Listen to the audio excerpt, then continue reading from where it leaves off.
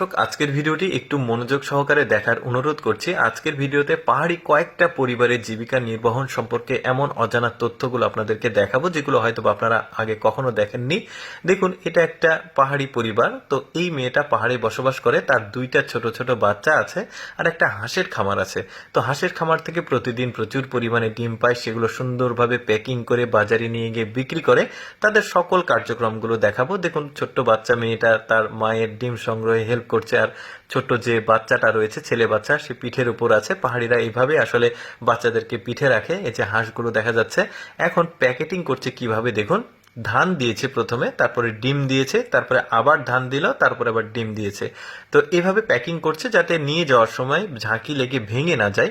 দেখুন, পিঠে করে নিয়ে যাচ্ছে, এত ভারী একটা জিনিস। পাহাড়ি মেয়েরা কিন্তু অনেক পরিশ্রমী হয়। এটা একটা ডিম পরিবার বলতে পারেন। এরপরে আরো কয়েকটা পরিবার দেখাবো, এক একজনের আসলে কর্ম এক এক রকম, সেগুলো তুলে ধরার চেষ্টা করব। তো এখন বাজারে নিয়ে এসেছে। দেখুন, বাচ্চাটা কোলে করে ঘুমাচ্ছে, চাদর দিয়ে আসলে মুড়িয়ে জড়িয়ে রেখেছে। এভাবে রাখে। অন্যরা সবাই সবজি বিক্রি করছে আর সে ডিম বিক্রি করছে। তার কিন্তু অনেক কাস্টমার আসবে, ডিমগুলো বিক্রি হবে। এই যে দেখতে পাচ্ছেন।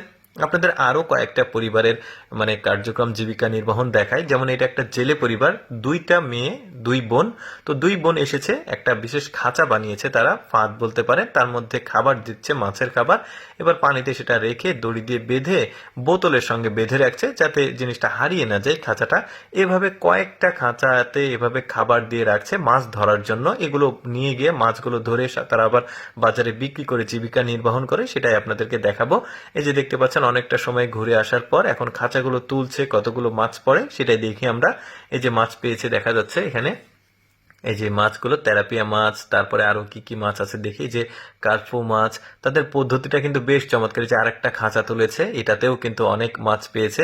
কার্পু জাতের মাছ, আমরা অনেকে আঞ্চলিক ভাষায় জাপানি কার্পু মাছ বলি। অনেক মাছ পেয়েছে, তারা কিন্তু অনেক খুশি। এই মাছগুলো নিয়ে এসে ধারে নৌকাটা বেঁধে রাখলো। এখন মাছগুলো সুন্দরভাবে এখানে পানি দিয়ে পলিথিনে রাখলো।